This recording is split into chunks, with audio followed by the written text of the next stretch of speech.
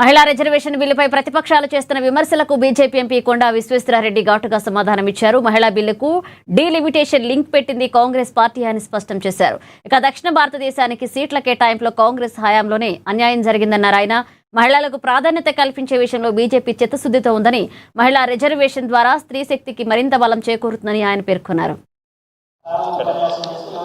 మన భారతదేశ ప్రజలందరూ కూడా ఈ బిల్ చూస్తే కేవలం బీజేపీ మీద కాదు, రాజకీయ నాయకుల మీద అందరి మీద కూడా ప్రతి పార్టీ మీద మన ప్రజలకు గౌరవం పెరుగుతుంది. ఎందుకంటే ఈ బిల్లు పార్లమెంట్లో మొత్తం ఒక్కరు అడ్డుకోకుండా పాస్ చేసింది. ఇట్లా చాలా తక్కువ సందర్భాలలో ఇటువంటి బిల్ ఏ బిల్ అయినా పాస్ అయింది. ఇద్దరు వ్యతిరేకించారు, అందరు కాదు. ఆ ఇద్దరు ఎవరు? ఒకరేమో మా మిత్రుడు, మా కాన్స్టిట్యున్సీలో ఉంటాడు, అసదుద్దీన్ ఓవైసీ. ఇంకోటేమో ఇమ్తియాజ్ జలీల్ అనే వ్యక్తులు. ఇద్దరు కూడా ముస్లిమ్స్. వాళ్ళ మతపరంగా వ్యతిరేకమా లేకపోతే పార్టీ పరంగా వ్యతిరేకమా మహిళా రిజర్వేషన్ బిల్ నాకు తెలియదు. కానీ యావత్ మొత్తం పార్లమెంట్ దీన్ని ఓటేసి పాస్ చేసింది ఇద్దరు తప్ప.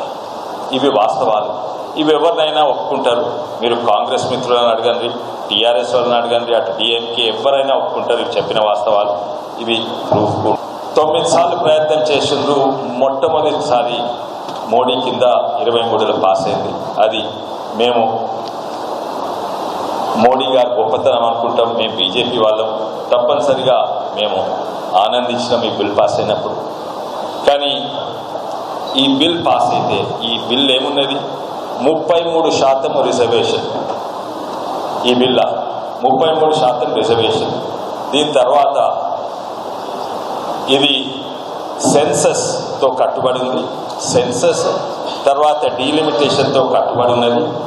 ఇది అందరూ కాంగ్రెస్ పాస్ చేసిన బిల్ డీలిమిటేషన్తో కట్టుబడి ఉంది. 2వ పేజ్లో ఈ కాపీ కూడా మీ అందరికి ఇస్తాము. ఈ బిల్ కట్టుబడి ఉన్నది. కాంగ్రెస్, డిఎంకే, టీఎంసీ పాస్ చేసిన బిల్లు డీలిమిటేషన్ తోటి